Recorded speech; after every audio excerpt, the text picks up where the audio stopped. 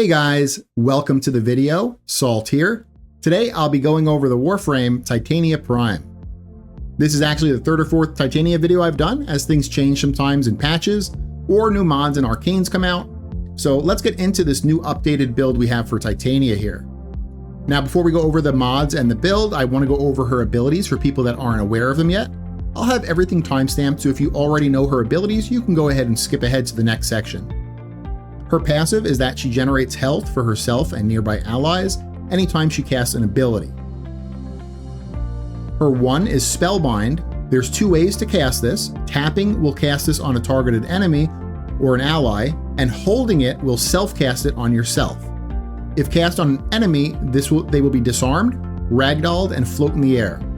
If cast on allies or on herself, she cleanses negative statuses and grants status immunity for its duration. We will be using this ability as the self-cast on ourselves. That way no range is required on the build. Her 2 is Tribute. This is an ability you cast on an enemy that will do some impact damage, knock down the enemy, and reduce their damage output. But most importantly, the enemy will also leave behind an offering that can be picked up for a buff. This buff always lasts 2 minutes and is not affected by duration. There are 4 different buffs you can obtain by casting this on enemies and picking up their offering. Tapping this ability will cycle through those 4 buffs, and holding the ability will actually cast it. Let's go over these 4 buffs. Thorns is the most important one to keep up, as this one gives you 50% damage reduction and 50% damage reflection. Dust is the next most important one to keep up. This reduces the accuracy of nearby enemies by 50%. And now the next 2 buffs are nice to have, but if you're trying to conserve energy, you can skip casting them. And that's going to be Full Moon, which increases your Razorfly damage by 75%. And it also used to increase their health and armor. But do note that since this recent update, Razorfly seem to be immortal, so this will just be that plus 75% extra damage. And then finally, the 4th buff is Entangle, which slows nearby enemies in range. Additionally, while in Razorwing, each of these different tributes will also spawn 1 extra Razorfly. So you can have 4 extras from Tribute, along with the 6 Razorflies you get from Razorwing, for a total of 10 Razorflies. All right, next up here we have Titania's 3, which is Lantern. We'll be subsuming over this, but I'm going to still go over it anyway. You cast this on an enemy, other enemies nearby will be drawn to this enemy and will be pacified. Enemies who are close to this lantern target will also suffer heat damage every second, and you can have up to 4 of these lanterned targets out at a time. Titania's 4 is Razorwing. You'll shrink down in size, getting a 50% evasion buff. You'll be able to fly similarly to like when you're flying an Arcwing. 6 Razorflies will be summoned to attack nearby enemies, but you will only be able to use her 2 exalted weapons while in Razorwing, the Dex Pixia pistols and her Dewata melee. Additionally, her pet will become inactive. However, there are some mods that still affect Titania even when he's inactive, like Tenacious Bond and Reinforced Bond. And also the mod Duplex Bond still works, allowing you to still have up to 3 cloned pets, but your main pet is still going to be inactive. Now the subsume we're going to be using is Grendel's Nourish. But just note that Rhino and Kume's subsumes are also good, although our specific build will be tailored around Nourish specifically.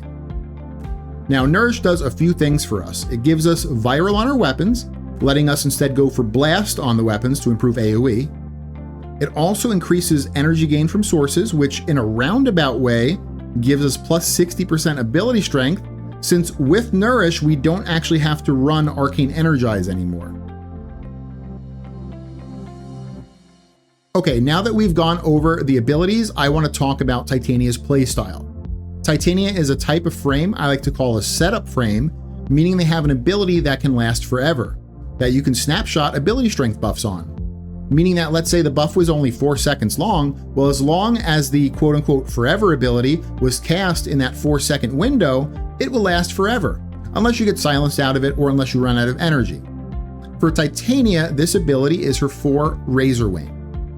And our build has 4 pieces to it that will be snapshotted onto her 4. Let's go over them real quick. The first is energy conversion. When you pick up an energy orb, the next ability we cast will get a 50% ability strength buff. This is no actual duration, so we'll want to do this first. Next is going to be the Matter Eye Focus School. Let me go ahead and get to it here. And it's going to be a node called Sling Strength, which adds plus 40% ability strength for 20 seconds after a chained sling. Next, we're going to have the secondary Grimoire. Let me go ahead and get to that one next. Okay, and the Grimoire is going to have the Invocation of Vome that gives up to a plus 60% ability strength buff for 20 seconds, depending on how many enemies you hit with its alternate fire. Now, both the Grimoire and the Matter Eye Chain Sling steps were 20-second durations, so it doesn't really matter what order you do those two in. Okay, next step and last step is a primary kit gun. Let me go ahead and get to that one here. And it's activating the kit gun arcane of Pax Bolt. On a headshot kill, you'll get plus 30% efficiency and plus 30% ability strength, but only for 4 seconds, which is why this is the last step. Once you secure that headshot, you'll want to immediately activate Titania's 4 to snapshot the 180% ability strength. Now, the only time this setup process will ever need to be repeated will be if you get silenced or if you run out of energy. But the build is quite energy efficient, so there's not much worry there. And protecting yourself from silence usually comes down to situational awareness of nullifier enemies. But do take extreme caution if the Acolyte Violence spawns, as he can silence you. I usually try to fight him at range, or I let my teammates deal with him, although that's still not perfect because he can choose to teleport you right to him.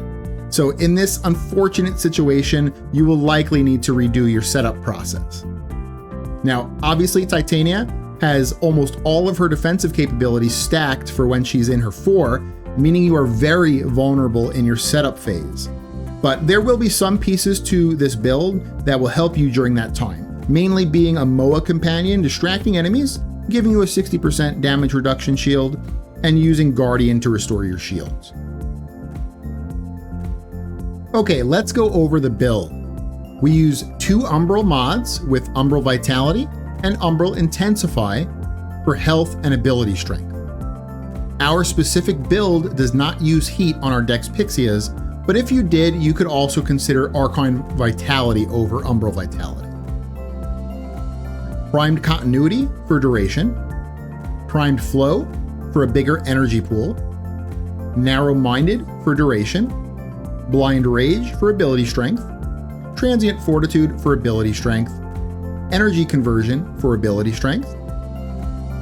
In the Aura slot, we have Aerodynamic for damage reduction while airborne. In the Exilus, we have Aviator for damage reduction while airborne.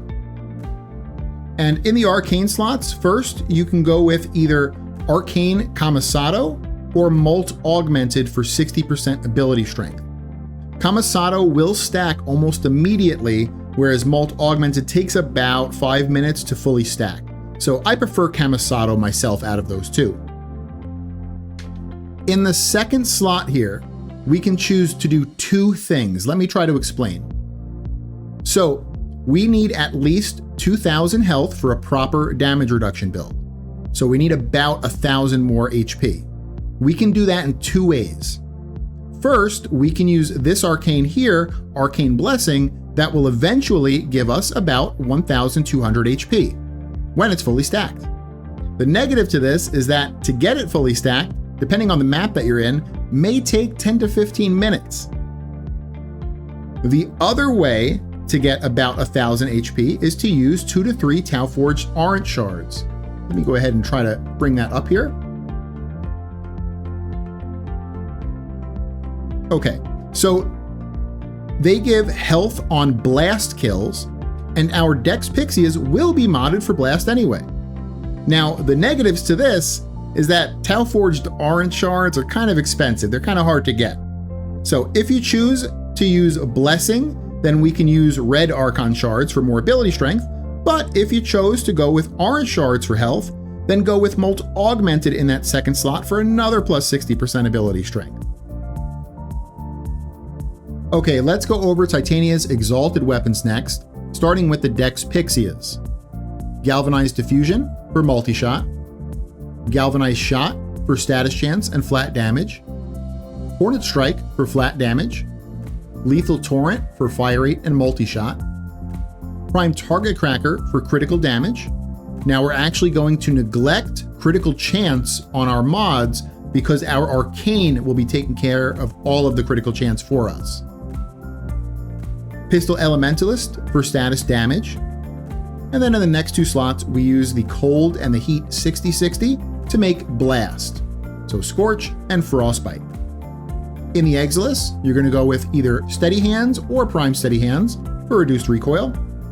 And in the Arcane slot, we have Secondary Enervate, which is going to take care of all of our crit chance for us. Okay, let's talk about the Dewata next here. Now, the Dewata no longer acts like a stat stick for the Razorflies, so it's pretty much just going to be a regular melee weapon. Our build does not specifically build for or use melee, so you can build this out however you want, really. Me personally, I have it built out for melee influence, but I'm not really intending to use it at all during gameplay. Now we're going to go over some externals, starting with Archon Shards. Remember, I'm using Blessing as an Arcane, so I'll go with 4 shards for ability strength here. But these could instead be 2 to 3 orange shards for health on blast kills if you didn't want to use Blessing. And then I like either a purple shard for that mini equilibrium effect, or a yellow shard for effectiveness on energy orbs. Both help with energy generation. In the primary slot, we need a kit gun that can get easy headshot kills. I personally like the Rattle Guts, but the Tomb Finger can also be good. And I build this out just like I would build out a normal assault rifle. But the only difference here is that I do use Acuity instead of a multi-shot mod, since our whole goal for our kit gun here is to get headshots to activate Pax Bolt. And of course, make sure you're putting on Pax Bolt on this kit gun. In the secondary, we use the Grimoire. Just make sure you have Vome Invocation on for ability strength, otherwise the build doesn't really matter too much. In the melee, it needs to be a polearm. You can pick whatever polearm you think is the prettiest, but the reason it needs to be a polearm is for Boreal's Contempt. Let me bring this up here. So Boreal's Contempt is going to give us 20% more damage reduction while we're airborne. Focus School needs to be Materai for that chained sling that we're going to be doing. And for the pet, just remember he is going to be inactive almost all of the time, so we're really just focusing on the mods that still work while he's inactive, or his ability to keep us alive during our setup process. For this reason, I really like the Moa. Guardian and Stasis Field are really going to be helping us out during that setup process. And things that work while he's inactive would be Tenacious Bond for 1.2 crit damage, Reinforced Bond for more fire rate on our Dex Pixias, and Duplex Bond, which spawns little clone pets. So your main pet will still be inactive, but you can get up to 3 of those cloned pets. Now, the clones are still going to shoot, so you can build them to prime with Magnetic and Viral, depending on the Sentinel weapon. If it has good enough status chance, you can also add Radiation. Just remember that the Sentinel weapon you pick also needs to be able to get to 50% critical chance or over to activate Tenacious Bond.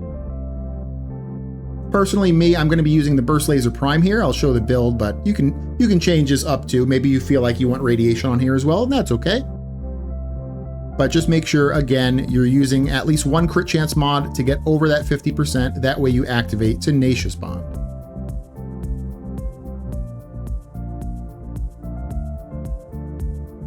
And this is how you build Titania Prime. I hope you guys liked it, and if you did, consider leaving a like or subscribing for future content. And so I'll leave you with about 5 minutes of gameplay showcasing Titania. Again, thank you for watching, and I hope you guys have an amazing day. All right, bye.